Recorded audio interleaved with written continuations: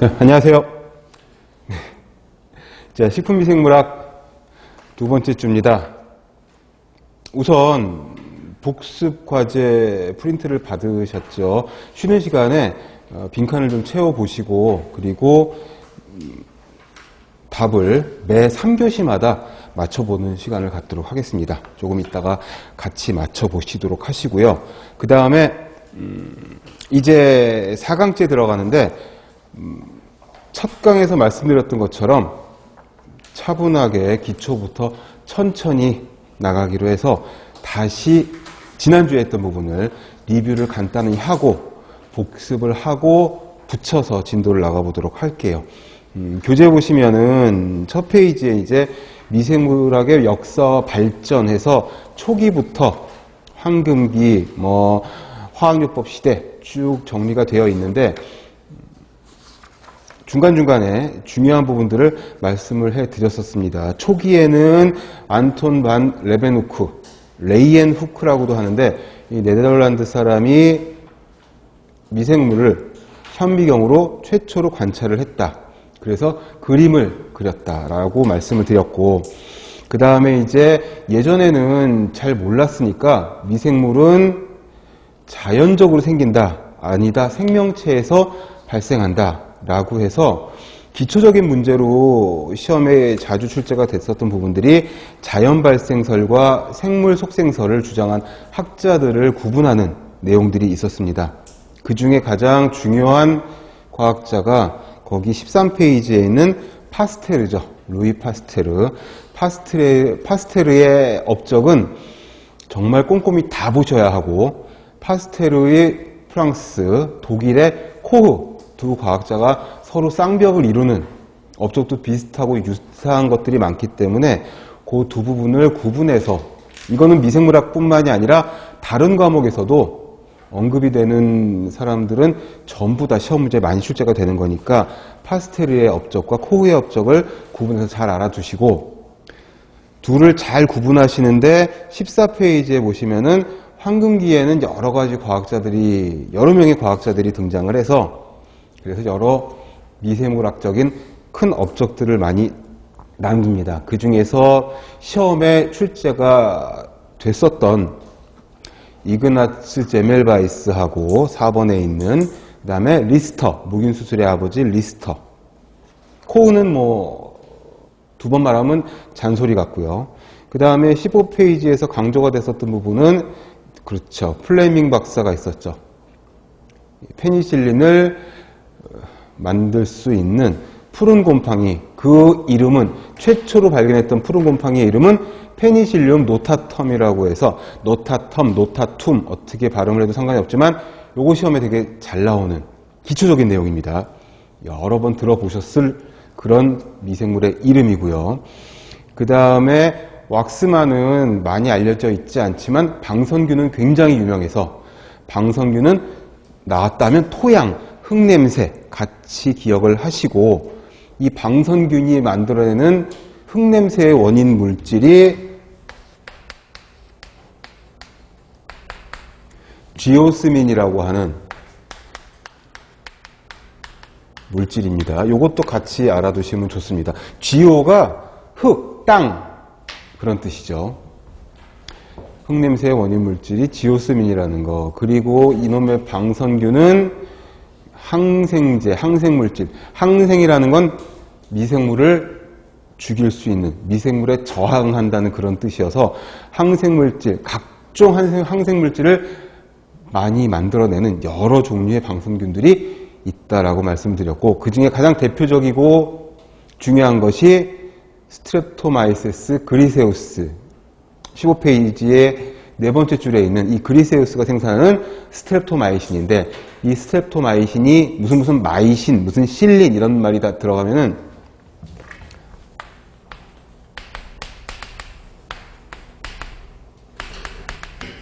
이런 것들이 들어가면 다 항생제 이름에 들어가는 어미거든요. 그래서 보캐브러리의 중요성을 지난주에도 강조를 했었는데, 오늘도 그런 내용들을 말씀을 드릴 거예요. 그러면은 미생물의 이름을 우리가 전부 다 알 수는 없지만 혹시라도 만에 하나 시험 문제에 처음 보는 학명이 뜩 나왔을 적에도 철자를 가만히 보면은 대충 어느 정도 어떤 종류의 미생물인지 감을 잡으실 수 있도록, 이거는 계속 말씀드리지만, 거듭 말씀드리지만 통밥이 아니고 유추해서 공부를 하자는 그런 의미입니다.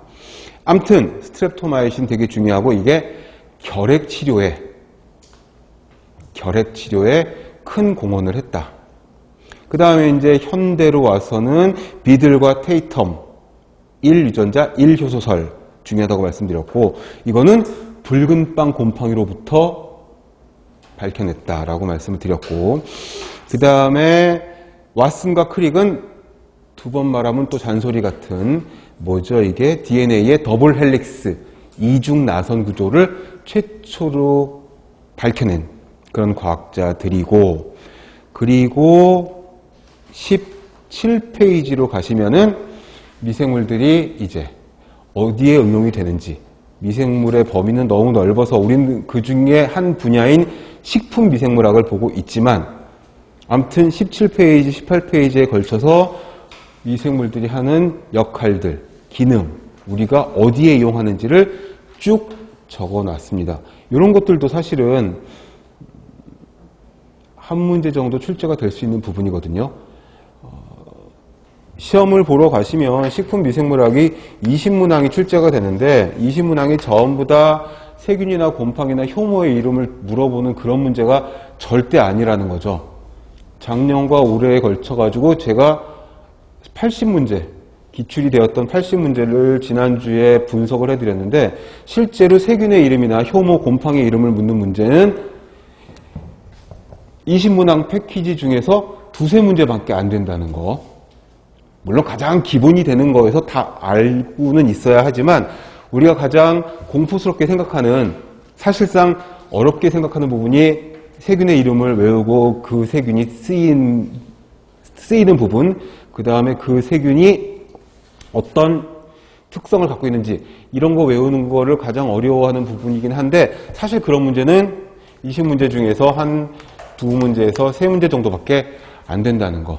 그렇지만 외워야 되긴 하죠. 근데 아무튼 더 많은 부분들, 나머지 16, 17, 18문제들은 다 뭐냐면 미생물의 기능이라든지 정의라든지 대사라든지 실제 산업의 응용이라든지 부패라든지 위생이라든지 이런 부분에서 한두 문제씩 골고루 출제가 되기 때문에, 우리가 어려워하는, 오늘 본격적으로 이제 세균 파트로 들어가서 미생물의 이름과 걔네들의 생육 조건과 특성들을 이제 쭉 필기하면서 넘어갈 건데, 그런 부분들은 기본으로 알고 있어야 하지만 실제로 출제 비율은 그렇게 많이 높지 않다라는 거.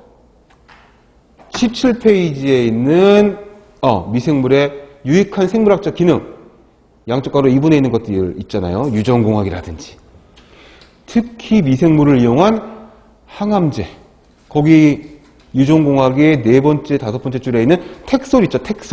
텍솔이 이게 항암제거든요. 항암제인데 이게 식물체 내에 살고 있는 미생물로부터 만들어낸 그런 항암제예요. 이걸 뭐라고 하냐면 식물 내생, 식물의 안에 살고 있는 그런 생물이란 뜻입니다. 어는 여기서 나온 건데, 식물 내생 생물, 거기서부터 폐암이나 난소암 치료제인 텍솔이라고 하는 것을 만들어냈다라는 거.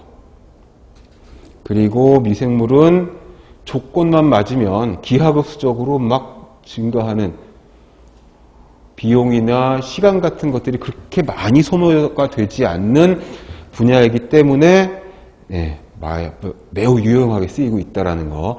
이게 산업, 공업 쪽으로도 폐수 처리, 오물 처리 이런 데도 쓰이고 있다는 거.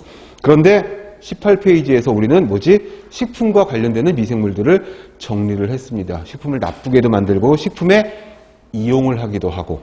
그래서 간단하게 깔끔하게 정리가 되어 있으니까 이런 것들이 있구나. 비타민 C, 비타민 B12, 비타민 B2 이런 것들도 곰팡이나 세균이나 방선균 같은 것들이 만들어내는구나. 이런 것들도 시험에 이제 꽤 나오는 부분들입니다. 그러니까 교재에 여러 가지 균 이름들이 많이 나오는데 이게 100%다 외운다기보다는 정말 특징적인 거, 시험에 잘 나오는 거, 많이 언급되는 거, 어디서 우리가 학부 생활을 하면서 들어봤음직한 것들에 유의해서 중요 표시하고 외워두시면은 이 부분에서는 별로 틀리지 않으실 거예요. 오히려 이 부분이 쉬웠다라고 말씀을 하실 수가 있을 거예요. 해서 넘기시면은 이제 1장이 마무리가 되고 2장으로 넘어가시면 이제 분류가 나옵니다. 미생물은 분류가 거의 8, 90%다라고 말씀을 드렸습니다. 그래서 어떤 균이 뭐 발효를 하든지 아니면 부패를 일으키든지 아니면 의학에 사용이 되든지 그 미생물의 종류가, 이름도 중요하지만 그 종류가 세균에 속하는지 곰팡이에 속하는지 이게 하등인지 고등 미생물인지 원핵세포인지 진핵세포인지 그거를 구분하는 게 더 중요하다. 가장 기본이 된다라고 말씀을 드렸고, 최초는 동물계와 식물계, 세포벽의 유무로 세포벽이 있으면 식물, 없으면 동물계 이렇게 구분을 했다가 조금 더 발전해서 3계로 봤죠. 동물계와 식물계와 원생생물계, 말로만 하겠습니다. 지난 시간에 쫙 적어둔 거니까. 그 다음에 조금 더 지나서 4계가 됐죠. 동물계, 식물계, 원생생물계, 원핵생물계로. 그랬다가 이제 5계로 가서 동물, 균계, 식물계, 원생생물계. 거기까지가 진핵생물역이었고, 영역이었고, 그 다음에 원핵생물계가 이제 원핵생물 영역, 이렇게 말씀을 드렸었습니다.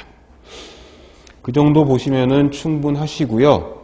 그 다음에 이제 교재로 가서 거기 원핵생물계에 원생동물, 균류, 식물계, 동물계 되어 있는데 특히 요 균류계가 단세포나 다세포는 곰팡이류 이렇게 되어 있었는데 대부분 부생성이어서 부는 썩을 부자, 부식 부패할 때 그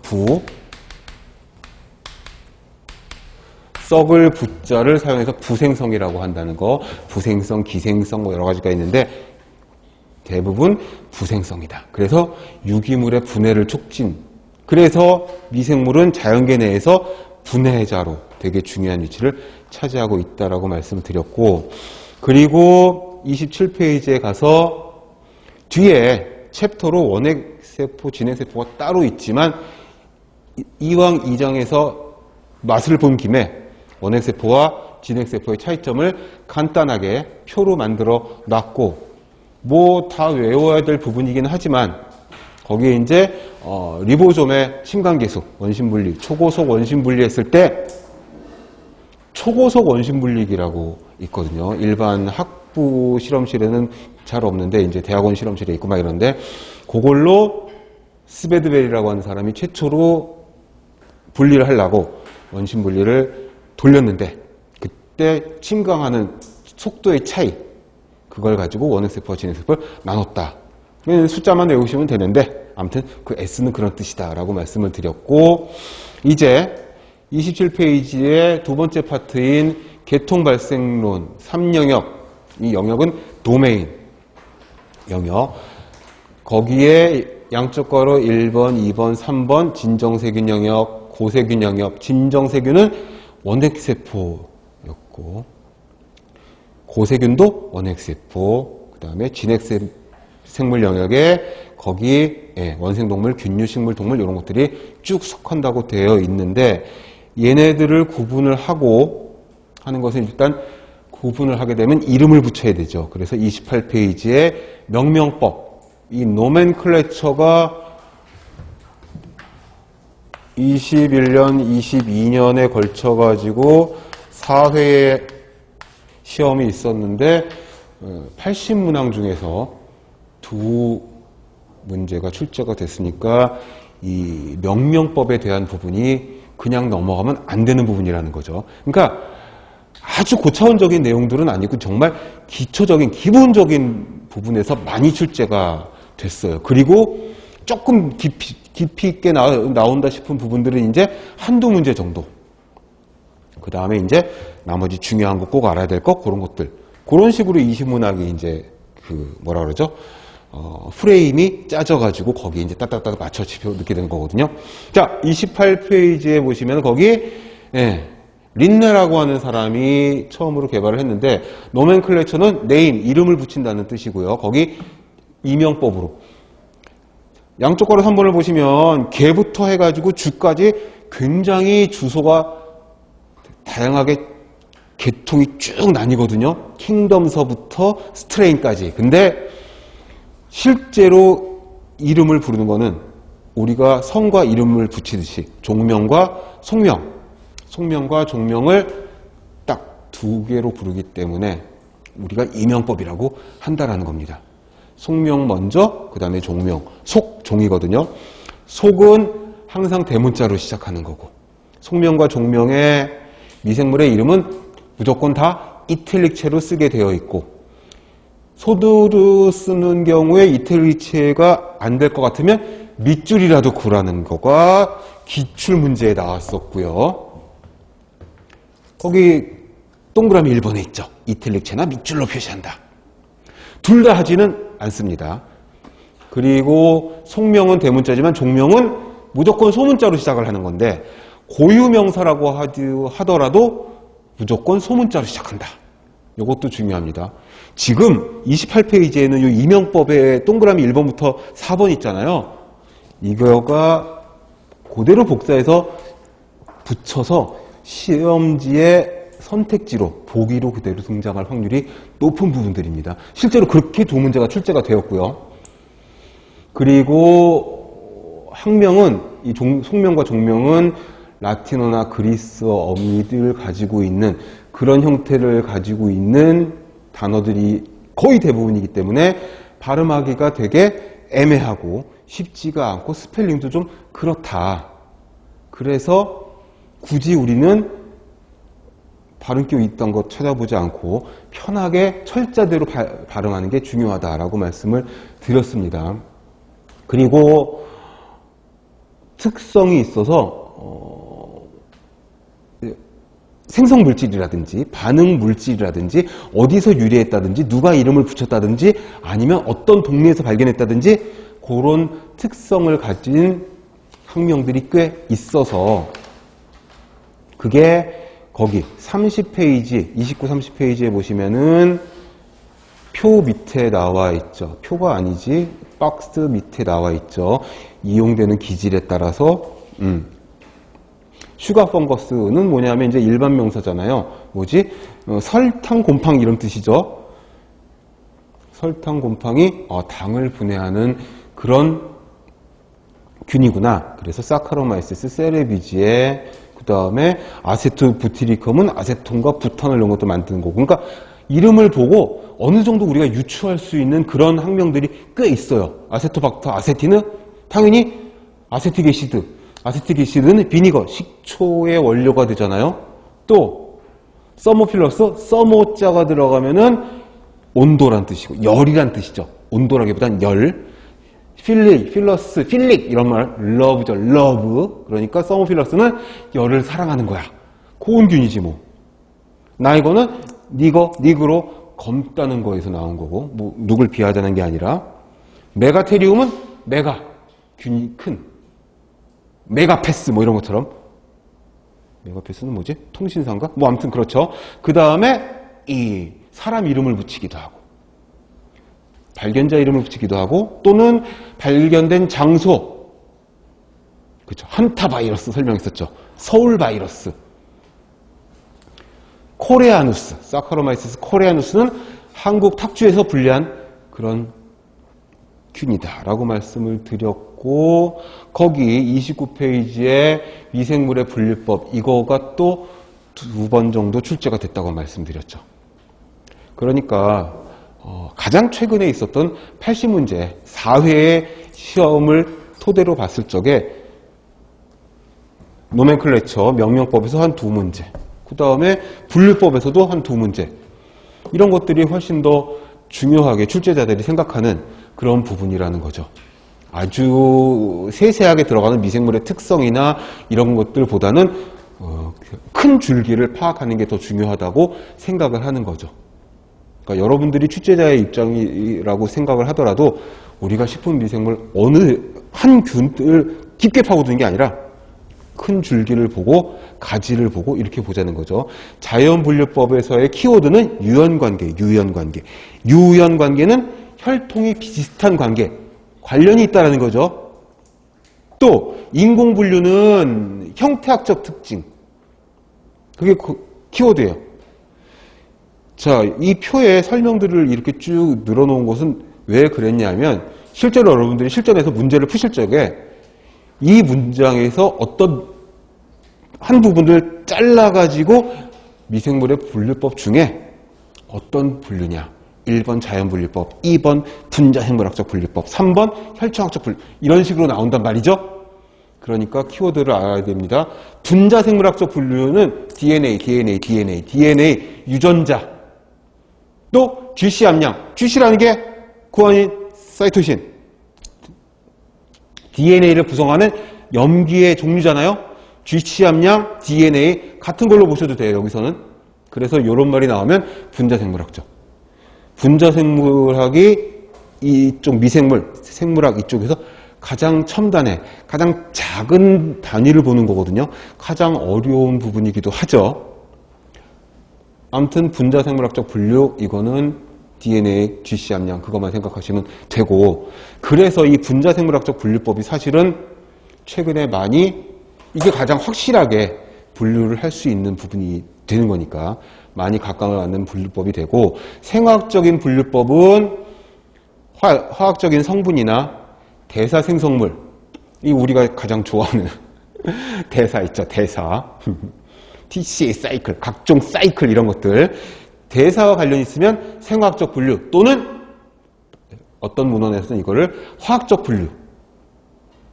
분류라고도 이야기를 하니까 같이 봐두시고, 여기에 또 키워드가 있어요. 거기 동그라미 4번의 하단 쪽을 보시면 라이신 합성 경로 이런 것들이 언급이 되면 그러면 생화학적 분류로 체크를 하시면 됩니다.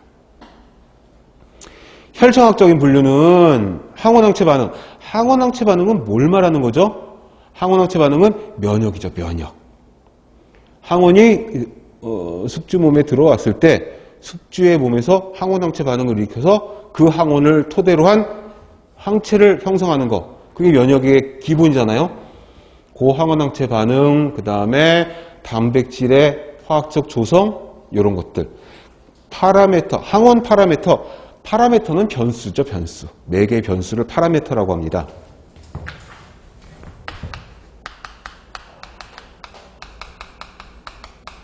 그러니까 항원이 들어왔을 때 그 항원과 관련 있는 변수, 그 변수를 토대로 해서 분류하는 게 혈청학적 분류.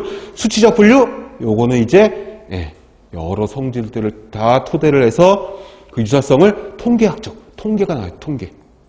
뉴메리컬, 뉴메리컬이 숫자라는 뜻이잖아요, 숫자. 넘버. 그래서 1번부터 6번까지 요거 꼼꼼하게 봐두셔야 돼요. 여기서 한두 개 정도는 무시하는 교재들도 있어요. 그래도 상관은 없어요. 그런데 이제 1번부터 6번까지를 꼼꼼하게 체크해 두시면 이 파트에서 어떤 문제가 나와도 틀리지 않을 그런 부분이 됩니다. 잘 봐두셔야 하고요. 그리고 이제 29페이지 하단부터 30페이지 쪽에 보시면 이제 두 단어로 쓰고, 거기 30페이지에 둘, 다섯, 여섯 번째 줄에 보면은 subspecies하고 variable. subspecies는 학명을 쓸 적에 항상 이탈릭으로 안 쓰고 그냥 정자로 씁니다. 점을 찍어요, 준말이니까. 요거는 아종을 말해요, 아종. 그리고 var 점 찍는 건 이제 variable, 이거는 변종을 말해요. 점을 꼭 찍어줘야 됩니다, 약자니까. 그리고 풀네임으로 쓸 적에는 발견한 사람과 그 연도까지 써주는 것도 좋은데 일반적으로는 많이 쓰지는 않죠. 거기 얘가 있습니다. 아스퍼질러스 플라부스 링크 1809년에. 아스퍼질러스 플라부스까지만 이탈릭책으로 쓰고 사람 이름은 그냥 정자로 쓰고 연도를 적어주는 겁니다. 아스퍼질러스 플라부스는 많이 나오는 곰팡이죠. 아플라톡신을 만들어내는. 해서 30페이지까지 정리가 되었고, 그 다음에 이제 31페이지에 미생물의 종류와 특성, 거기 고등 원생생물이 있고, 원생생물, 원생동물을 혼용해서 쓰기도 하고, 조금 더 큰 범위로 볼 적에는 원생생물, 그 안에 원생동물을 넣기도 하고, 근데 뭐 원어로는 같이 쓰기도 합니다. 거기 보시면은 조류가 있고, 원생동물이 그 밑에 있고, 균류가 있고, 영명을 다 알아두실 필요는 없지만, 제가 수업 중에 요거는 많이 쓰니까 알아두시는 게 좋아요라고 언급을 하는 것들은 표시를 좀 해주시면 좋습니다. 조류가 알지라는 거는 뭐 여러 책에서 많이 보셨으니까 상관이 없고, 프로토조아, 펑가이, 라이켄 이런 것들은 기본적으로 알아주시면 좋습니다. 조류에서는 유글레나하고 스피룰리나를 지난 시간에 언급을 했었었죠. 거기다 체크를 좀 해주시면 좋고, 얘네들은 식품에도 중요한 부분이 있지만 클로렐라 스피룰리나는 사실 식품에 많이 쓰이고 있기도 하고, 건강기능성 식품 같은 것들로 나오기도 하고, 그리고 얘네들은 또 하수처리나 폐수처리, 공업적, 산업적으로도 쓰이는 것들이 있고 합니다. 그리고 원생동물들에는 우리가 잘 아는 아메바나 집신벌레나, 그 다음에 거기 31페이지의 하단에서부터 한 5-6줄쯤 올려보면은 근족 충류의 리조포다 또는 리조푸스, 리조포드 이런 말이 들어가면은 뿌리라는 뜻이거든요. 뿌리. 그래서 그거를 우리말 용어로 한자죠. 근족 충류. 그는 뿌리 근자. 포드, 퍼스 이런 것들이 들어가면은 다리입니다. 다리. 그래서 슈도가 이게 가짜라는 뜻이잖아요. 슈도 포드 해버리면 위족. 옛날 책에는 허족이라는 말도 썼어요. 가짜 다리라는 거죠. 아메바 같은 것들이 주로 요런 슈도포드를 갖고 있죠. 뭐 가래신 뱉어놓은 것 같은 점질물질 툭 떨어진 것 같은 건데, 걔네들이 이렇게 막 뭐라 그러지, 만화에 그런 캐릭터가 있죠. 막 걔네들이 막 뭉쳤다 떨어졌다 하면서 막 움직이는 막. 그래서 위족, 허족을 가지고 있는 근족 충류. 포자충류의 포자는 뭐죠? 포자는 주머니란 뜻이죠. 포자충류는 특히 또 톡소플라즈마가 중요한, 말라리아도 포자충류에 속해요. 모기가 옮기는 학질이죠, 학질.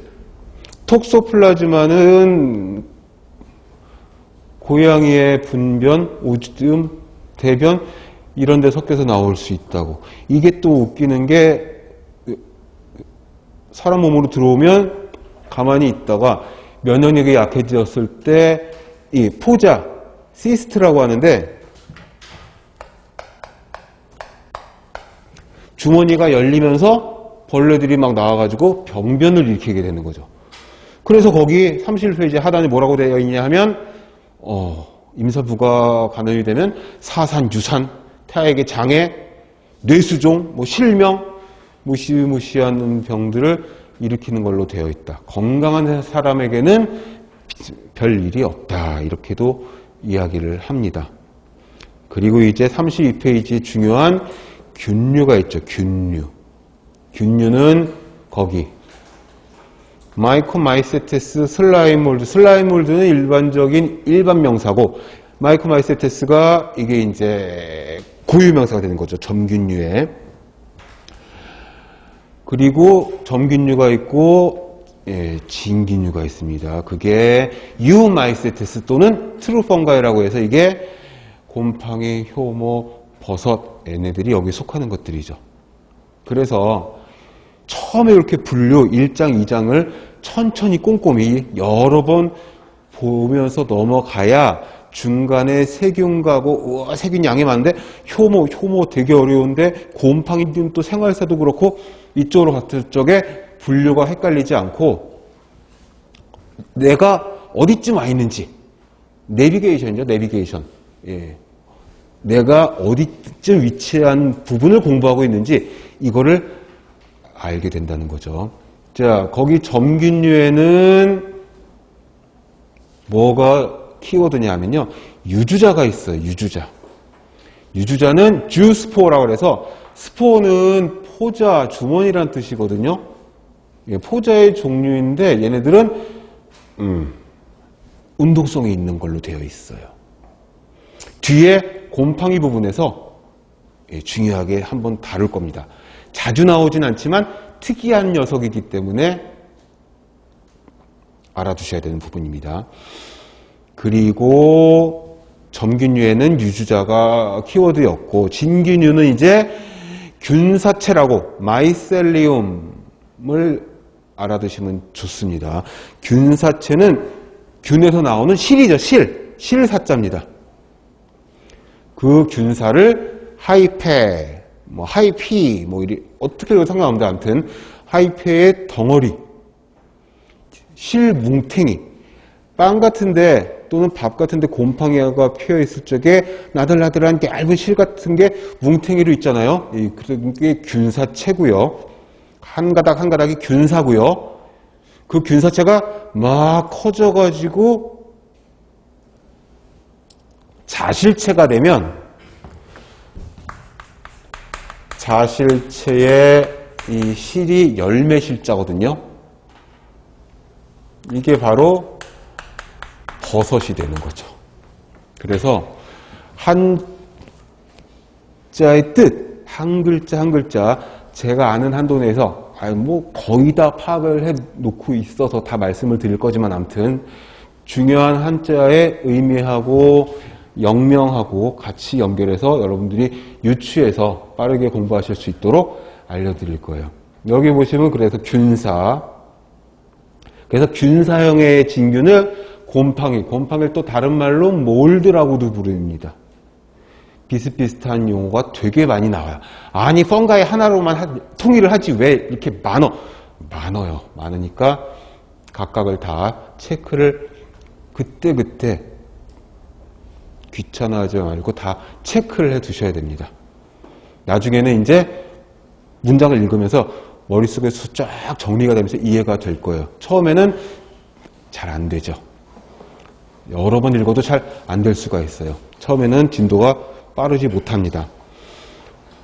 그리고 같은 진균류지만 균사를 형성하지 않는, 물론 100%는 절대 없어서 그렇지 않은 것도 물론 찾아보면 있지만 대부분의 효모는 균사를 형성하지 않아요.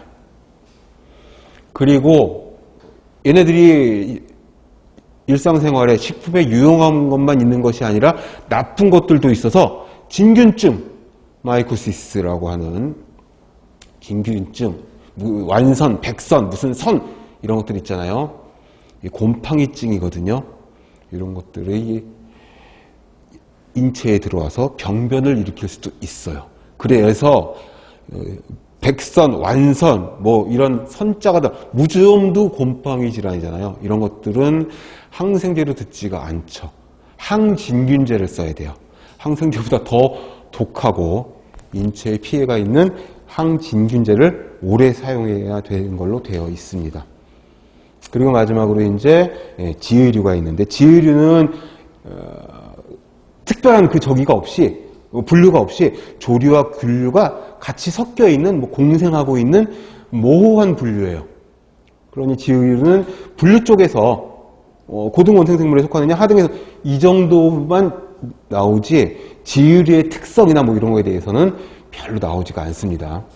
그래서 출제 경향과 이런 것들을 잘 파악을 하면서 조금 아주 좀 영악하게 한 줄 한 줄 읽어 내려가는 겁니다. 하등원생 생물이 있어요. 이제 난조 또는 남조류, 블루그린 알게 다 같은 말이라고 말씀을 드렸고, 그 중에 이제 남조류, 클로로필을 가지고 있고, 그리고 중요한 게 활주 운동, 글라이딩. 글라이더라고 하나? 글라이더라고 하나? 왜 그 날개로만 날아가는 비행기 있잖아요. 동력 없이. 그걸 글라이더라고 하죠. 이 글라이딩이 바로 그런 식입니다. 스물스물 미끄러지듯이 움직이는 것을 활주. 이 활자가 원활하다 할 때, 윤활 할 때 그 활자입니다. 어떤 분위기인지 아시겠죠? 그걸 영어로 글라이딩. 그러니까 글라이딩을 활주로 우리가 번역을 해놓은 거죠. 그 중에 공중질소 고정능, 이게 또 중요해서, 공중질소가 뭘 말하는 거죠? 우리 공기 중에 가장 많은 성분을 차지하는 게 질소죠. 질소가스. 공기 중에 한 80% 가까이가 질소잖아요. 그 질소를 우리가 숨 쉬면서 사람이 호흡을 하면서 공중에 있는 질소, 그 80%나 되는 질소를 우리가 에너지원으로 쓸 수 있다면 고기를 먹을 필요가 없겠죠. 단백질을 바로 합성할 수 있으니까. 그러면 우리는 독립 영양 생명체가 되는 거고, 그럼 좀 우울하겠네. 먹는 즐거움이 없어지는 단점이 있겠죠. 근데 아무튼 그렇게 될 텐데, 이런 것들은 하는 미생물들이 따로 있어서 이 난조류가 이런 것들을 하기도 하고, 뭐 뿌리역 박테리아라든지 이런 이름들을 들어보셨을 겁니다. 그러니까 공기 중에 가장 많은 질소를 합성을 하는 거죠. 유기태 질소로. 유기태 질소가 되면 우리 몸에 들어왔을 때 우리가 사용을 할 수 있는 단백질도 만들고 면역세포도 만들고 유용하게 사용할 수 있는 그런 질소로 만들어주는 겁니다. 또 난조류는 여러 가지 것들이 있어서 온천수 또는 산소가 아주 적은 오수, 더러운 물이라는 뜻이죠. 용존산소가 적은 물, 이렇게 표현을 해도 됩니다. 자, 한 줄 한 줄 이렇게 다르게 다양한 표현을 써드리는 게 뭐냐면, 교재를 보고 출제를 하면서 단어를 살짝 바꿔서, 그래서 출제를 할 수가 있어요. 우리는 다양한 용어를 많이 알고 있어야 돼요. 그게 무기가 되는 거죠. 비단 이 과목뿐만이 아니라 다른 과목을 공부하실 때도 마찬가지입니다. 산소가 적은 오수는 용존산소가 적은 더러운 물, 하수, 폐수 이렇게 생각하셔도 되고, 그 다음에 이제 분열균류로 가는데, 이게 바로 이제 세균, 박테리아, 그 다음에 방선균, 이런 것들이 이제 왜 분열균이냐? 분열하니까. 이분법으로 쪼개지면서 분열을 해서 애들이 뭐죠? 증식을 하니까. 증식 방법에 따른 분류가 되는 거죠. 거기에 폭이 1마이크로미터 이하의 탄세포다. 세균류가 여기 속한다. 세균은 박테리아라고 한다. 얘네들은 균사를 형성하는 것도 있는데 세포가 원핵이다. 곰팡이는 균사를 형성하는 진핵이었죠. 곰팡이는 고등미생물에 속했습니다. 그러니까 이 계통을 안다는 거, 주소를 안다는 게 이게 되게 중요하다는 거죠. 여기서 단어 하나 바꿔가지고 다음 보기 중 미생물의 종류에 대한 설명으로 가장 옳지 않은 것은 이런 문제 낼 수가 있어요. 그러면은 한 단어 한 단어 꼼꼼히 봐가지고 이건 틀린 부분인데, 틀린 단어인데 캐치해가지고 정답을 고르셔야 돼요. 그리고 방선균이 있는데, 방선균은 마치 곰팡이처럼 씨를 내보내지만 지금 나온 것처럼 단세포고, 이 방선균은 액티노마이세테스라고 한다. 방선균의 한자도 그겁니다. 사방팔방으로 씨를 뻗쳐나가는 그런 균이라는 뜻이에요. 그래서 옛날에는 곰팡이인가 뭐 이랬다가 보니까 곰팡이 같은 진핵은 아니고 원핵인데, 그래서 이걸 세균 쪽에 넣자. 그래서 세균 파트의 끝에 방선균이 들어가 있어요.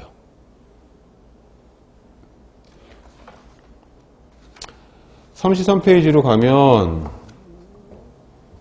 세균은 미생물 종류 중에서 굉장히 많은 부분을 차지하고, 그리고 생긴 형태에 따라서 구균이냐 간균이냐 또는 점액세균이냐 또는 나선균이냐 뭐 이런 식으로도 분류를 합니다. 그래서 우리가 코커스, 코쿤이라는 단어가 있잖아요.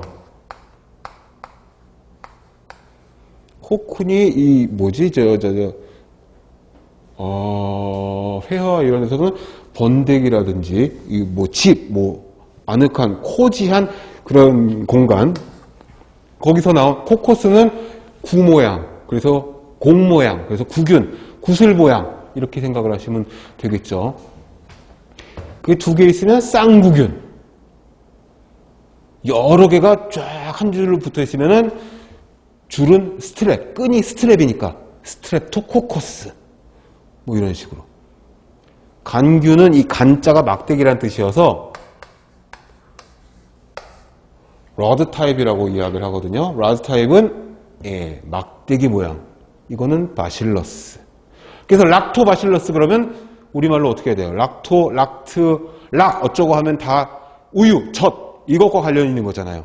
그래서 젖산 간균, 락토바실러스 그러면은 그렇게 일반 명사로 부를 수도 있는 겁니다. 그래서 균의 이름을 무조건 외우는 거 뭐 그것도 괜찮아요. 내가 암기력이 굉장히 좋다면. 그렇지만 단어를 좀 보면서 유추해서 외우면은 훨씬 나중에 쓰임새가 많을 겁니다. 또 스피로헤타, 스파이로, 스파이럴 이런 말이 들어가면 이제 회전.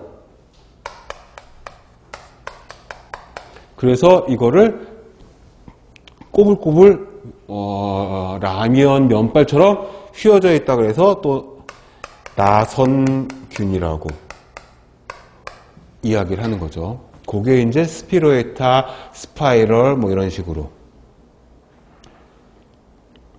얘네들은 활주운동, 아까 나왔던 글라이딩 또는 유영, 유영은 수영이죠. 스위밍.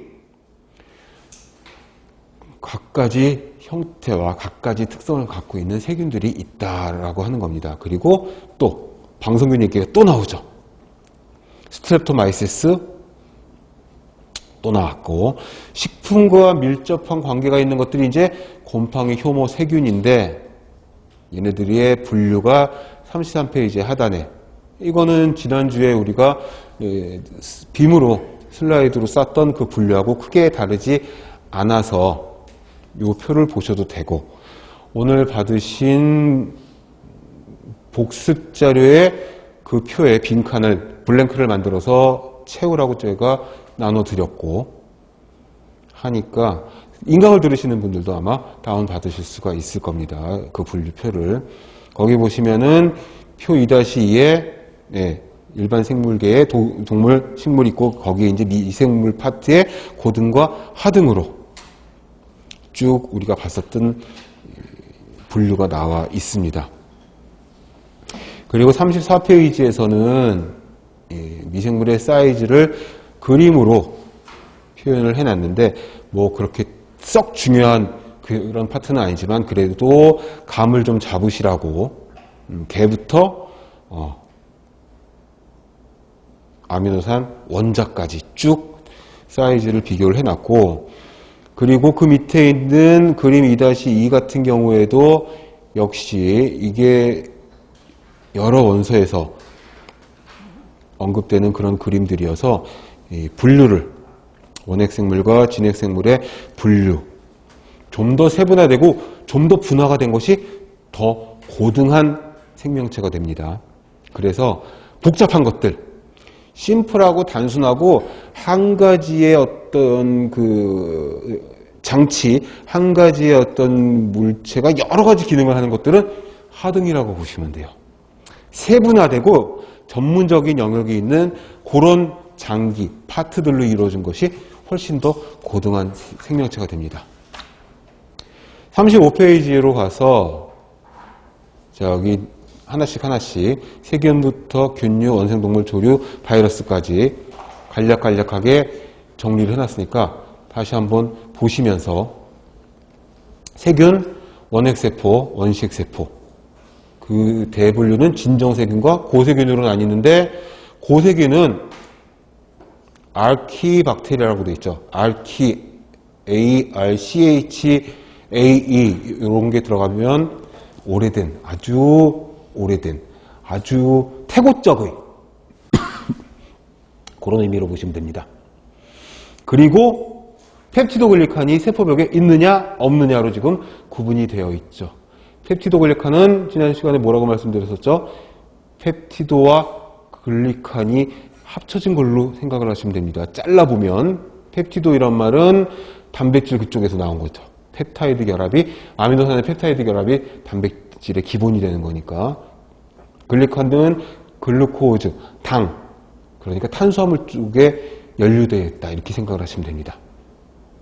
그 두 가지의 특성을 다 같이 가지고 있는 그런 성분이구나 보면 되시고, 이놈의 펩티도 글리칸은 이제 오늘 나올 그람 염색, 그람 스테이닝에서 또 중요한 보라색으로 염색이 되는 게 바로 이놈의 펩티도 글리칸 때문이죠. 이제 뒤에 그람 염색 나오면 거기서 또 다시 말씀을 드리고, 형태는 간균이고 구균이 있고 나선균이 있고, 스피로에타, 스파이럴, 그 다음에 여기는 스피릴리움 이런 말이 들어가면 아무튼 스파이로 어쩌고 들어가면 전부 다 나선, 회전 이렇게 생각을 하시면 됩니다. 그리고 세균은 분열한다 그랬죠. 그래서 분열균류에 속한다 그랬죠. 어떻게? 이분법, 바이너리, 바이가 둘이잖아요. 그러니까 이분법이 바이너리 피션이다. 유사분열은 고등한 애들이 하는 거죠. 실이 나와서 염색체가 분열되고 뭐 어쩌고저쩌고 하는 거, 이게 유사분열이죠. 우리 옛날에 생물 시간에 배웠던 거. 그리고 세균은 영양요구성, 영양요구성은 무슨 뜻이냐면 얘네들이 사는데, 성장하고 증식하는데 얼마나 다양한 영양성분을, 자원을 필요로 하느냐.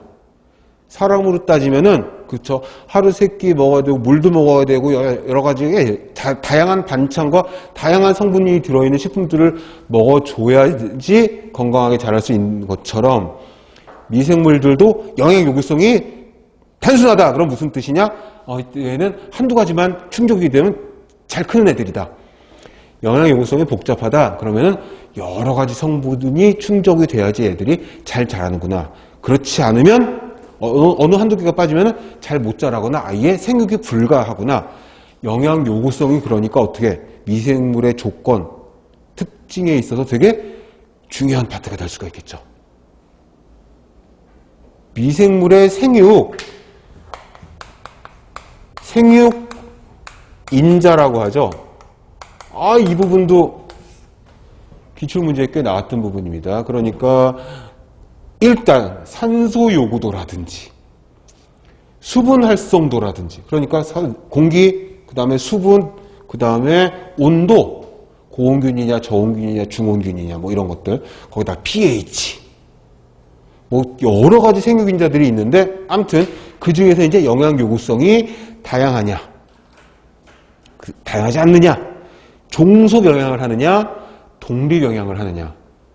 사람이 만약에 숨만 쉬어서 그 공기 중에 있는 질소, 산소, 이산화탄소 얼마 안 되지만 아무튼 그런 것들 영양분으로 한다면 사람은 식품을 먹을 필요가 없겠죠. 그럼 독립 영양이 되는 거죠. 오토트로프.